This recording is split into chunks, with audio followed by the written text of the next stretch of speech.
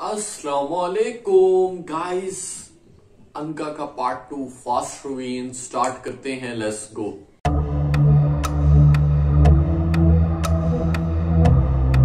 हम पहुंच गए थे दी सॉल्यूशंस पर, यानी कि सॉल्यूशन से भी अक्सर मोस्टली क्वेश्चन आता है। 90% चांसेस होते हैं कि रोजाना यहां से क्वेश्चन आ जाए। सॉल्यूशन की डेफिनेशन आपके जहन पे होनी चाहिए। परसेंटेज सॉल्यूशन यहां से एससीक्यू आता है। नॉर्मल सलाइन क्या मतलब है? 0.9%। इसका क्या मतलब है? और हाफ स्ट्रेंथ नॉर्मल सलाइन का मतलब है कि नॉर्मल सलाइन को हाफ कर दें तो ये 0.5% बनता है। तो आपने इस हिसाब से, और 5% डेक्सट्रोज वाटर आपको बनाना आना चाहिए, कैलकुलेशन आनी चाहिए। 5% dextrose water in normal saline आना चाहिए। 5% dextrose water in half normal saline आना चाहिए। 10% डेक्सट्रोज वाटर आना चाहिए। 25% डेक्सट्रोज। ये जो है यूजेज ऑफ नॉर्मल सलाइन, ये आपका टेबल वाइवा यानी कि शॉर्ट वाइवा जो होता है उसमें आपसे पूछा जाता है। तो इनको आपने अच्छे से याद करना है। इसके अंदर क्या है आप खुद ही सोच लें भाई। डायरिया के पेशेंट को नॉर्मल सलाइन लगता है।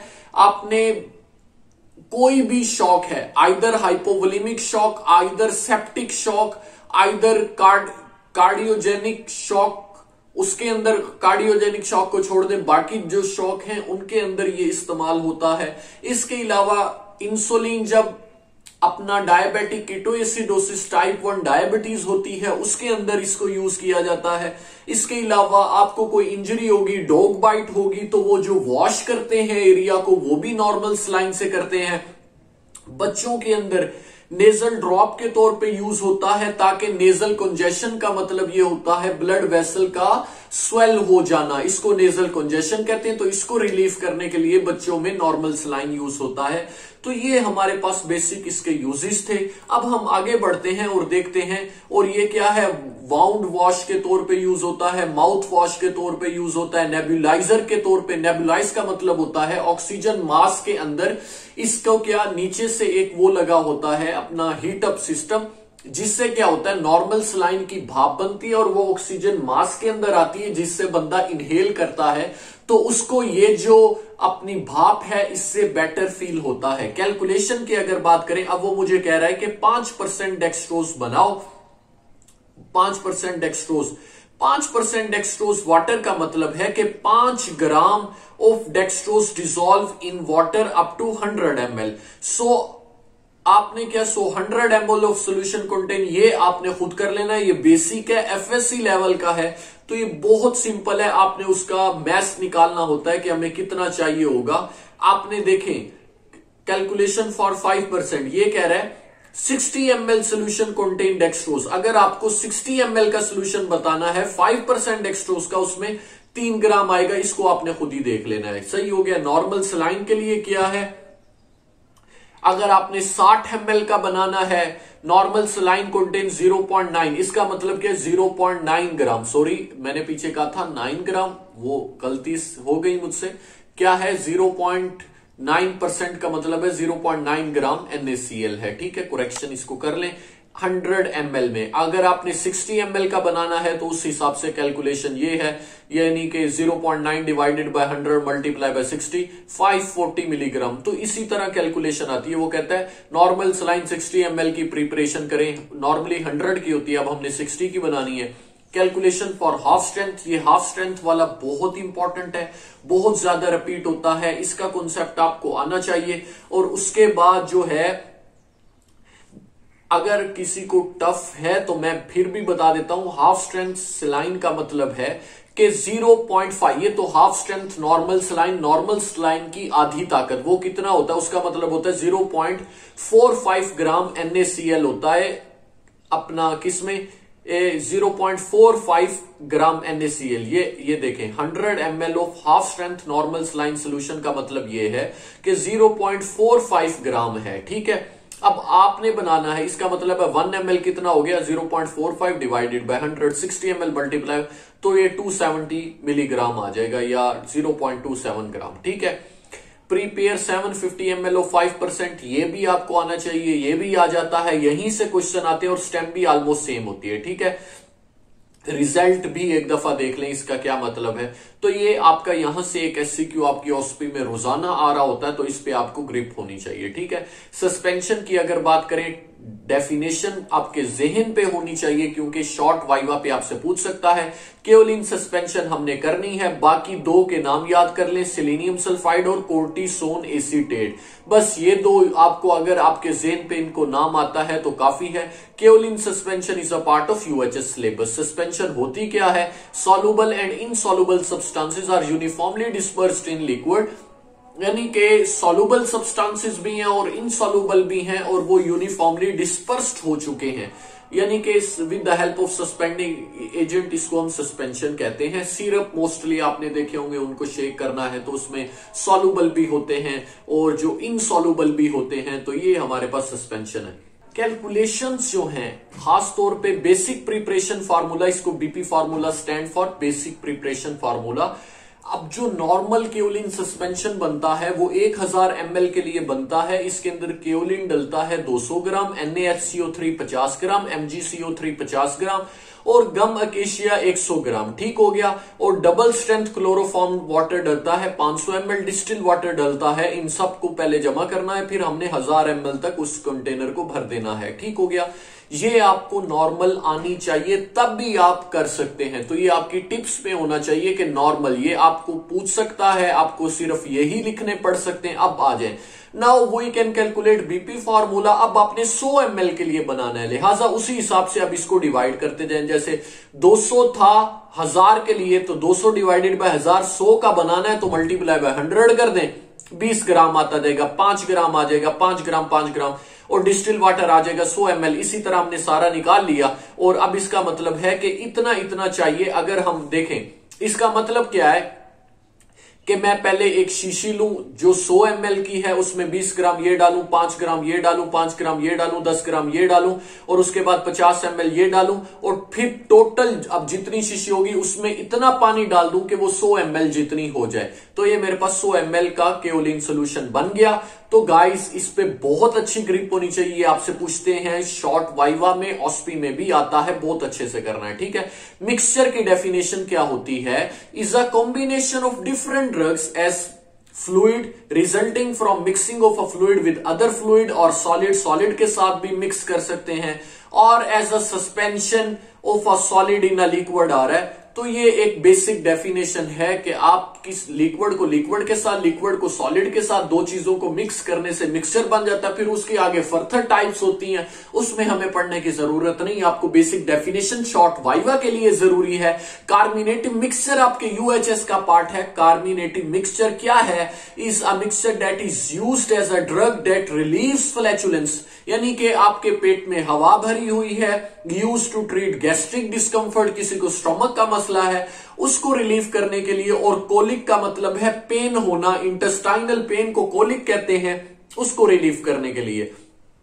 इसका भी आपको बीपी फार्मूला पता होना चाहिए। बीपी फार्मूला का मतलब यह है कि इस सॉल्यूशन के अंदर जो कि 30 ml के लिए बनता है, कार्बोनेटिव का स्टैंडर्ड क्या है कि ये 30 ml के लिए बनेगा, जबकि आपने पीछे पढ़ा उसका जो केओलिन सस्पेंशन थी उसका था आपके पास 1000 ml, ठीक है। अब आप बात कर रहे हैं कि सोडियम बाइकार्बोनेट इसमें डलना है 600 मिलीग्राम, टिंचर कार्डोमम डलना है 2 ml, और स्पिरिट अमोनियम अरोमेटिका 1 ml, और सिरप जिंगिब्रिस 2 ml, और spirit chloroform 0.5 ml, add water up to 30 ml। तो इस तरह आपने इसको बनाना है, ये आपने याद कर लेने हैं।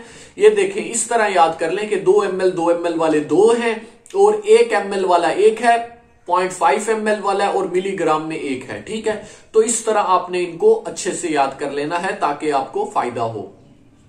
अब देखें, प्रिपेयर 120 ml। अब आपके लिए पीछे जो स्टैंडर्ड था वो था 30 ml के लिए, आपको चाहिए 120 ml। देखें, फॉर अब ये उसने सोडियम बाइकार्बोनेट, उसने अब ना इसको स्टेप्स में डिवाइड कर दिया है कि सोडियम बाइकार्बोनेट कितना चाहिए। देखें, 30 ml के लिए चाहिए 600 मिलीग्राम, तो एक के लिए क्या हो जाएगा 600 डिवाइडेड बाय 30, और 120 को मल्टीप्लाई कर देंगे, इतना आ जाएगा सोडियम बाइकार्बोनेट। अगर आपको इतना बड़ा लिखने की जरूरत नहीं है, वैसे इतना लंबा आता नहीं है। अगर वो सिंपल कहता है कि एक ही मालूम कर लो, बाजुकात कहता है prepare 120 ml of carbonating mixture for only sodium bicarbonate, या अगर एक का नाम लिख देता है, ऐसे भी बहुत कम आता है। टफ क्वेश्चन हरगिज नहीं आते ओस्पी में, ऐसे क्वेश्चन आते हैं जिनको आपका माइंड बेसिक वेल कंडीशंस के अंदर पिक कर सके, वही आते हैं।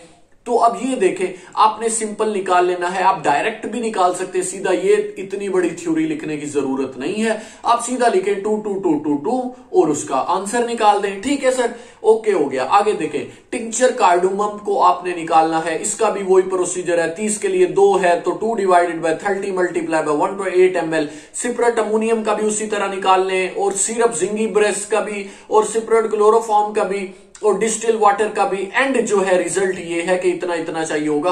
आप इसको डायरेक्ट कैलकुलेटर पे भी ऐसे ऐसे two two two two two answer निकालते जाए। मतलब कहने का ये है कि ये बहुत इंटरेस्टिंग है, आप इंजॉय करेंगे जिंदगी भर इसको। रिजल्ट फॉर 120 ml कार्बोनेटिव मिक्सचर की बुलंदी और जो है फतह ये है, आपको आना चाहिए। दी लोशंस, लोशन क्या होते हैं? लिक्विड सस्पेंशन है या डिस्पर्शन है? डिस्पर्शन किसे कहते हैं? डिस्पर्शन एक एक्वस सोल्यूशन है जो कि एक्टिव ड्रग का होता है, अल्कोहल, इसको छोड़ दें। सस्पेंशन डिस्पर्शन एक ही बात है, डिस्पर्स हुआ पार्टिकल का डिफरेंस होता है, डिस्पर्स हुए होते हैं और सस्पेंशन में बैठ जाते हैं, तो इतना कोई डिफरेंस नहीं है लंबा चौड़ा। आपको बेसिक आना चाहिए कि सस्पेंशन क्या है। लोशन क्या होता है कि लिक्विड सस्पेंशन हो लेकिन अल्कोहल के साथ हो या ग्लिसरीन के साथ हो, जिसको हम बाहर बॉडी पे अप्लाई कर सकें स्किन की बेहतरी और तरक्की के लिए। ठीक है, एग्जाम्पल क्या है? KMNO4 लोशन आपका आता है, 1-2 याद कर लें। KMNO4 की हम जो है UHS के पार्ट का सिलेबस है जिसको हम बहुत अच्छे से करेंगे। आप 2 का नाम याद करें, कैलामाइन लोशन और बेंजाइल बेंजोएट सैलिसाइलिक एसिड भी होता है, सल्फर कंपाउंड लोशन भी होता है। ठीक हो गया, आगे चलते हैं। कैलकुलेशन देख लें, बीपी। अच्छा, द कैलकुलेशन इन लोशन, ये फार्मूला आना चाहिए कि कैलकुलेशन लोशन में C1 V1 C2 V2, और ये भी आनी इनिशियल होगी और फाइनल हो गई। ठीक है, ये बेसिक आपको पता है, आप FSC में पढ़ के आए। अब आप प्रिपेयर 60 ml ऑफ 0.1। अब देखें, उसने कहा प्रिपेयर करो 60 ml ऑफ 0.1%। ठीक हो गया सर। अब KMNO4 lotion using stock solution. ठीक है, अब प्रिपेयर करना है 60 ml, इसका मतलब है ये आएगा V2। क्यों इसको V2 क्यों कहना है 60 ml को? क्योंकि ये आपने प्रिपेयर करना है, अभी आपके पास कुछ नहीं है, तो ये है V2। और 0.1% जो इसने दिया है ये एक की है। ठीक है, यूजिंग स्टॉक सोल्यूशन। अब स्टैंडर्ड स्टॉक सोल्यूशन होता है इसका 1%। ठीक है, 1% is a standard stock solution for the KMNO4। Standard stock का मतलब क्या है कि 1 ग्राम है KMNO4 crystal 100 ml of water में, तो यहां से आपने निकाल लिया 1 ग्राम। C1 क्या हो गया? 1 ग्राम। V1 आपको पता नहीं, C2 आपको पता है जो कि 0.1% से हमने निकाल लिया 0.1 ग्राम, और V2 क्या है? 60 ml। अब आपने लगा दिया फार्मूला, और फार्मूले में आपको मिल गया, ये देख लें 6 ml। ठीक है, ये 0.1% भी आपने बनाना है, तो ये C2 है। तो इन चीजों को स्टॉक सोल्यूशन जो है वो आपका C1 है, तो इस तरह ये आ जाता है क्वेश्चन, आपको आना चाहिए। ठीक है, आगे उसने फिर उसका आंसर लिख दिया। KMNO4 के लोशन के यूजेस जो हैं आपसे पूछे जाते हैं, किसके अंदर? शॉर्ट वाइवा के अंदर क्या है देख लें। डर्माटाइटिस हो जाए, इन्फ्लेमेशन हो जाए स्किन की, एथलीट फुट एक डिजीज है जो आपने पढ़ी है अपनी माइक्रोबायोलॉजी में, फंगल टाइप, तो ये क्या है? इसके अलावा अल्सरेटिव कोलाइटिस, अनीमा का मतलब होता है इनस के जरिए कोई भी चीज भेजना इंटेस्टाइन में, इस तरह इसका अनीमा का मतलब होता है। आप फाइनल ईयर में इसकी डिटेल पढ़ेंगे। क्लिनिकल एजेंट एब्सेसिस में अल्सर के अंदर यूज होता है, वेट ड्रेसिंग में यूज होता है, माउथ वॉश के तौर पे यूज होता है, गैस्ट्रिक लेवाज के तौर पे यूज होता है, स्नेक बाइट में यूज होता है, और डिसइंफेक्ट करता है वेल वाटर को, कुएं के पानी को। तो ये आपको आना चाहिए। ठीक है, ऑइंटमेंट्स की आपने पढ़नी है बुलंदी। ऑइंटमेंट्स क्या होती हैं? ये भी सेमी सॉलिड प्रिपरेशंस हैं जो कि एक्सटर्नल एप्लीकेशंस के लिए अप्लाई की जाती हैं। लोशन से ये थोड़ा थिक होती हैं। और डर्माटोलॉजिकल डिसऑर्डर, हमने सल्फर ऑइंटमेंट बहुत ज्यादा इंपॉर्टेंट है और यही हमारे सिलेबस का पार्ट है। ठीक है, कैलकुलेशन करते हैं। बीपी फार्मूला क्या है कि सल्फर पाउडर 10% हो, ऑइंटमेंट बेस 90% हो। ऑइंटमेंट बेस कौन कौन सी? ये आपका आ चुका है OSP के नॉन ऑब्जर्व में। वूल फैट 1 पार्ट होता है, बी वैक्स 1 पार्ट होता है, है, सॉफ्ट पैराफिन 18 पार्ट्स होता है, ये ऑइंटमेंट बेस के पार्ट्स हैं। ठीक है सर, आपको ये अच्छे से आना चाहिए, इसमें कोई भी गलती की गुंजाइश नहीं है। Prepare and dispense 50 gram of sulphur ointment. देख लेते हैं, for 50 gram of sulphur ointment sulphur powder, तो सल्फर पाउडर कितना रिक्वायर है आपको, 10 divided by 100 multiply by 15, 1.5 gram. Ointment base, क्योंकि आपने पीछे कहा था 10%, सल्फर पाउडर कितना 10%, इसका क्या मतलब है कि 10% 10 ग्राम 100 के अंदर है। आपने 15 का बनाना है तो 15 से मल्टीप्लाई कर दें, 1.5 ग्राम आ जाएगा। ऑइंटमेंट बेस भी इसी तरह निकाल लें। फिर now for the ointment base, तो इसमें से आप 13 पॉइंट देखें, 20 gram of ointment base has wool fat जो है वो 1 ग्राम है, 1 ग्राम में 1/20 है, 30.5 में कितना हो जाएगी, 0.675 ग्राम। ठीक है, तो अब ये देखें 20 ग्राम, क्योंकि पीछे हम ये पढ़ चुके हैं ना, वूल फैट एक पार्ट है, 20 पार्ट है टोटल, 20 में से एक पार्ट ये है, 20 वैक्स का एक पार्ट है, सॉफ्ट पैराफिन का 18 पार्ट है। ठीक है, अगर किसी को मैथमेटिकल में कैलकुलेशन में मुश्किल हो रही है तो वो अपने किसी दोस्त से इसको अंडरस्टैंड कर ले, ताकि उसकी ग्रिप अच्छी हो जाए। मैं कोशिश तो कर रहा हूं, लेकिन मेरे पास जो है मैं आपको कैलकुलेट नहीं करवा रहा, वीडियो बहुत लंबी हो जाएगी, लिहाजा कंटिन्यू करें अपनी मदद आपके तहत। और 1 ग्राम ऑइंटमेंट बेस वैक्स को देखें, 1/20 आ जाएगा, और ये आपने आंसर निकाल लिया। इसके बाद 20 ग्राम ऑइंटमेंट में 18 ग्राम था, 18 पार्ट्स थे ना, तो एक में कितना हो जाएगा 18/20, और 13.5 में कितना हो जाएगा 12.15 ग्राम। ठीक है, यूजेस क्या है ये आपसे पूछते हैं, स्केबीज में, पेडिकुलोसिस में, रिंगवॉर्म इन्फेक्शन। स्केबीज भी फंगल इन्फेक्शन है, पेडिकुलोसिस भी फंगल इन्फेक्शन है, रिंगवॉर्म भी फंगल इन्फेक्शन है। ठीक हो गया, तो ये आपको तीनों आने चाहिए। ओके, उसके बाद डोज कैलकुलेशन है, यहां से एक ऑस्पी का स्टेशन कंफर्म है, कंफर्म है, कंफर्म है। यंग फार्मूला आ जाएगा, आपको कैसे पता लगेगा यंग फार्मूला है, वहां पे अडल्ट डोज दी होगी, और एज जो होगी वो ईयर में एज +12, आपको पता लग जाएगा कि ये अडल्ट डोज निकालनी, आपने बच्चे की नहीं। डीलिंग फार्मूला बहुत कम यूज होता है, इसमें अडल्ट डोज दी होगी, एज ईयर बाय 20, आप ये भी लगा सकते हैं, और आप ये भी लगा सकते हैं। यंग फार्मूला बहुत ज्यादा यूज होता है, इसकी आपने आगे प्रैक्टिस करनी है। ठीक है, तो 2 फार्मूला है अडल्ट डोज निकालने के लिए, एक यंग फार्मूला, दूसरा Dilling formula. Young formula age और age +12 multiply by adult dose. अब इसमें एज 12 की जगह नीचे की आ गया 20, ऊपर सेम है। ठीक है, बाजुकात ऐसे दिया होता है कि आपको कहता है 17 साल 9 महीने, तो आपने उसको पॉइंट में कर लेना है। ठीक है, वैसे ऐसे दिया नहीं होगा, अल्लाह नहीं करेगा कि ऐसा दिया हो, और नहीं आता क्योंकि वो टफनेस नहीं देते, इस तरह की गलती नहीं करेंगे इंशाल्लाह वो। इन्फेंट डोज अगर आपने निकालनी हो तो उसका इन्फेंट डोज का फार्मूला है, पहले आपको ये पता हो who is less than infant किसे कहते हैं, 1 साल से कम उम्र के बच्चे को, और जिसका वेट पाउंड में दिया हो उसको आप क्लार्क फार्मूला के लिए अप्लाई करेंगे। इन्फेंट डोज, अब आपने इन्फेंट कहता है इन्फेंट डोज निकालो, सबसे पहले जेन पे लाएं, इन्फेंट क्या है, एक साल से कम का बच्चा है। नंबर 2 पॉइंट क्या देखना है, वेट किस में दिया हुआ है, केजी में, पाउंड पे, पाउंड में आपको मिल गया। अब अडल्ट डोज भी आपको दी हुई है, चले भाई फार्मूला लगा दे, weight in pound divided by 150 multiply by adult dose, तो आपका आंसर आ जाएगा। ठीक हो गया। Important note for infant dose, 1 kilogram is equal to 2.2 pound, ये आपको पता होना चाहिए। 2.2 पाउंड आपको देता है कि एक बेबी है 2 किलोग्राम का, इन्फेंट है, इन्फेंट का मतलब है 1 साल से कम। अब आपने क्या करना है, 2 किलोग्राम को फौरन कन्वर्ट करना है, मल्टीप्लाई करना है पाउंड में, पाउंड 2 मल्टीप्लाई बाय 2.2, तो आपका आ जाएगा 4 पॉइंट कुछ। तो अब आपने लगा देना है वो वाला फार्मूला इन्फेंट डोज का कि भाई ऐसे ऐसे होता है, और आपने वो कर देना है। For calculation of adult dose निकालनी है, young formula is preferred over dealing formula. ये वाली बात मैंने आपको रिमेंबर करवाई थी, करवाता रहूंगा ताकि आप हमेशा कामयाब रहें। ठीक है, क्वेश्चन देखें, calculate the dose of fluticasone and salmeterol inhalant in a child of 8 year, 8 साल का बच्चा है, to control his chronic asthma. अब आप देखें अडल्ट डोज इन्फेंट तो है नहीं, हमारे पास दो फार्मूले हैं, अडल्ट का और इन्फेंट का। इन्फेंट की लिस्ट से बाहर आ गया, अडल्ट आ गया, बच्चा था, बच्चा भी अडल्ट में, अडल्ट की टाइप्स होती हैं, आगे छोटा बच्चा, बड़ा बच्चा, फिर आगे चलता रहता है। तो आपने अब क्या निकालना है, यंग फार्मूला लगा दें। क्यों? क्योंकि एक तो उम्र आपको 8 साल में मिल गई, अडल्ट डोज मिल गई, और जो है अब आपने क्या क्या, एज कितनी है इसको करते हैं हम आगे। एज कितनी है, 8 + 12 फार्मूले का हिस्सा मल्टीप्लाई बाय 500। अब ये 500 क्या उसने मुझे दिया हुआ, yes, adult dose is 500 microgram of fluticasone plus 50 microgram of salmeterol 6 orally है। हमने क्या करना है, अब देखते हैं। अब ये देखें, हमने इसको क्या किया है, अडल्ट डोज को मल्टीप्लाई किया। Adult dose is 500 microgram of fluticasone plus 50 microgram of salmeterol. अब आपने कंफ्यूज नहीं हो जाना यहां पे, ठीक है ना। तो आपकी अडल्ट डोज है 500 माइक्रोग्राम, ठीक है।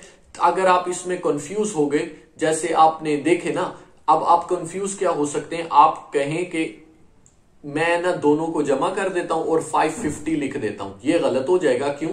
क्योंकि यहां पे कहने का मकसद है कि अडल्ट डोज पहले फ्लूटिकासोन की निकाल लें, फिर सॉल्मेटेरोल की निकाल लें, तो दोनों की अलग अलग निकाल लें आप। तो अब आपको पता लग गया 6 orally इसकी 20 माइक्रोग्राम है और उसकी 200 माइक्रोग्राम है। तो ये आपका क्वेश्चन कवर हो जाता है। बायोस्टेटिक डेफिनेशन आपको याद रहे ना रहे, बायोस्टेटिक है क्या, ब्रांच ऑफ स्टेटिक है, जो कि मैथमेटिकल फैक्ट्स और डेटा से रिलेट करती है, जो कि biological event, human related event होते हैं, ठीक है। यूजेस ऑफ बायोस्टेटिक क्या है, ये क्या करता है, नॉर्मल और एबनॉर्मल पॉपुलेशन को डिफाइन करता है, कि यानी कि इस पॉपुलेशन में नॉर्मल और एबनॉर्मल क्या है, और डिफरेंसेस बिटवीन मीन प्रोपोर्शंस हैं। ये आपको बस पता हो कि ये बेसिक है, अगर आपको पता लग जाए तो बेस्ट है, ठीक है। आगे चलते हैं, बाकी देखें। तो डिफरेंट ड्रग के एक्शन को कंपेयर करने के लिए पोटेंसीज से मालूम होती है, एसोसिएशन मालूम होती है, और वैक्सीन और एंटीसीरा के लिए तो ये आपका वाइवा क्वेश्चन बन सकता है। कंपोनेंट्स ऑफ बायोस्टेटिक, इसमें ऑब्जर्वेशन, मीन, अब आपको जो जो याद रखने हैं वो क्या है, mean, median, mode, standard range, standard deviation, बस ये आपको याद रखने हैं, ठीक है, बाकी भूल जाए। ऑब्जर्वेशन क्या होती है, this is an event which is seen to occur, observe करने को ऑब्जर्वेशन कहते हैं, ठीक हो गया। ये भी कोई इतना नहीं है। एग्जाम्पल देख लें, we take 5 student of a class and record their weight, these are 5 observation, the number of observation taken as NR है, यानी कि आपने 5 स्टूडेंट के वेट को ऑब्जर्व किया, this is observation. Arithmetic mean ये आता है, मीन कैसे निकालते हैं, जितनी आपको वैल्यू दी हुई है उन सबको जमा करें, और जैसे 5, 2, 3, 4, 6 इन सबको आपने जमा करना है और टोटल नंबर से डिवाइड कर देना है। जैसे मैं आपको यहां पे एक एग्जांपल देता हूं, ये कहता है ESR ऑफ 7 पेशेंट इतना है, इन सबको जमा करें और टोटल नंबर से डिवाइड कर दें। 7, 5, 4, 6, 4, 5, 9 इनको जमा कर लें, और ये टोटल कितने बनेंगे, 2, 2, 4, 2, 6 और 7 से डिवाइड कर दें। ये देखें, सबको ऊपर जमा किया और टोटल नंबर से डिवाइड कर दिया, 7 थे, और ये आ गया आपके पास मीन। देखें बहुत सिंपल आता है, वो आपको एक वैल्यू देता है, वो कहता है calculate the mean median mode. अब आपने मीन मीडियन मोड निकालने के लिए क्या करना है, सबसे पहले उसको अरेंज करके लिख लेना है। जैसे ये है ना, ऑर्डर में लिख लेना है, 4, 4, फिर 5, फिर ये वाला 5, फिर 6, फिर 7, फिर 9। इससे क्या आ जाएगा, अब आपने एक दफा ऑर्डर बना लिया, अब आपने सबसे पहले निकालना है मीन, इन सबको जमा करना है, टोटल नंबर से डिवाइड करना है, आंसर आ गया, कैलकुलेटर पे निकाले, मीन हो गया, ठीक है। उसके बाद मीडियन अब आपने ऑर्डर पे अरेंज किया हुआ है, तो मिडल मोस्ट आइटम जो है वो आपका मीडियन होगा। जैसे अगर मैं इनमें बताऊं, 2 ये देखें, तो आपका मीडियन इसमें बन जाएगा कौन सा, अपना 4, 4 एक तरफ, 5, 5 और उसके बाद 6, 7 और 9, 4 बन जाएगा, ठीक है, मीडियन, क्योंकि मिडल मोस्ट है ना। आप इधर कर लें, 5 बन जाएगा, 5 इज द मीडियन आ जाएगा, ठीक हो गया।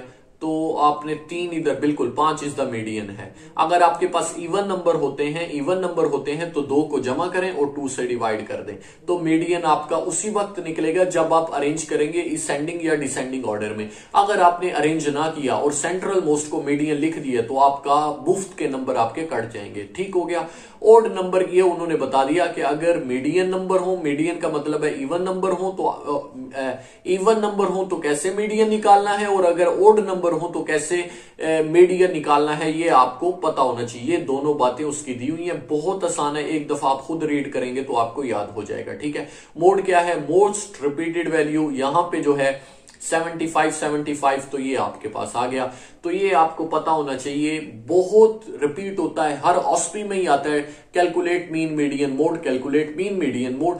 तो ये बहुत आसान है। अगर आपको वो कहता है कि रेंज निकालें, आपको डेटा देता है, ऊपर वाला कहता है रेंज निकालो, आपने सबसे पहले मैक्सिमम वैल्यू देखनी है और मिनिमम वैल्यू देखनी है। जैसे मैं आपको कहता हूं 15, 30 और 45, ये 3 वैल्यू हैं, इनकी रेंज निकालें। तो आपने क्या करना है, 15 is the minimum value, 45 is the maximum value, 45 divided by 15 is the, क्या आ जाएगा पीछे, क्या बच जाएगा, 30, जो कि रेंज है। ठीक है। इस तरह आपकी रेंज निकलती है।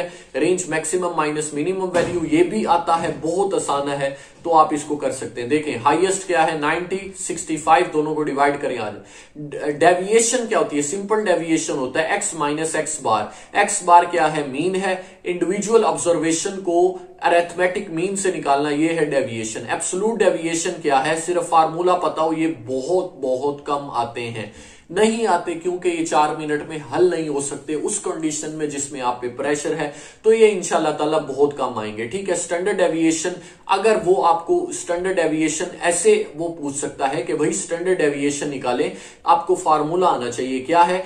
It is the square root of summation x, ये समीशन है किसका? एक्स माइनस एक्स बार के स्केयर का, यानी कि वो आपको दे देगा कि समीशन एक्स माइनस एक्स बार स्केयर की वैल्यू है इज इक्वल टू अपना कितना, 64। ठीक है। और नंबर है जी आपके पास 4। अब आपने पहले 4 को डिवाइड करना है 64 से, उसके बाद उसका स्क्वायर रूट लेना है, तो सिंपल करके आएगा। अगर आया तो इंशाल्लाह ताला डिफिकल्ट नहीं आएगा, फिर भी हम इसकी एक दफा अच्छे से प्रैक्टिस कर लेंगे अभी, ताकि आपको मुश्किलात से बचा जाए। ठीक हो गया। और ये देख लें कि n-1 कब लगाना है और n कब लगाना है। If the sample size is more than 30, अगर ये n नंबर यानी कि 13 से ज्यादा वैल्यूज हैं आपके पास, तो आपने क्या करना है, देन द अबव फार्मूला, ये फार्मूला ठीक है। लेकिन अगर आपके पास सैंपल साइज लेस देन 30 है, यानी कि जो वैल्यूज हैं जैसे 2, 3, 4, 5 या जो भी है 75, 80, इस तरह की वैल्यूज 30 से कम है, तो इसमें आप n-1 लगाएंगे। और मोस्टली हमारे पास 30 से कम वैल्यूज होती हैं, तो हम n-1 लगाते हैं। ठीक है। इस n के साथ आपने -1 जोड़ देना है, क्योंकि टोटल वैल्यूज जो है वो 30 से कम है। अभी मैं आपको एग्जाम्पल से समझा देता हूं। ये देखें, सबसे पहले क्या है, अच्छा इसको अगर आपके पास ये आपने शुरू से करना है ना, 0 से, सबसे पहले आप क्या निकालते हैं, मीन। मीन के बाद क्या करते हैं आप, x माइनस एक्स बार हर वैल्यू का निकालते हैं, उसके बाद उनका स्केयर लेते हैं और n-1 लगाते हैं, क्योंकि हमारे पास मोस्टली वैल्यू 30 से कम होती हैं। ठीक है ना।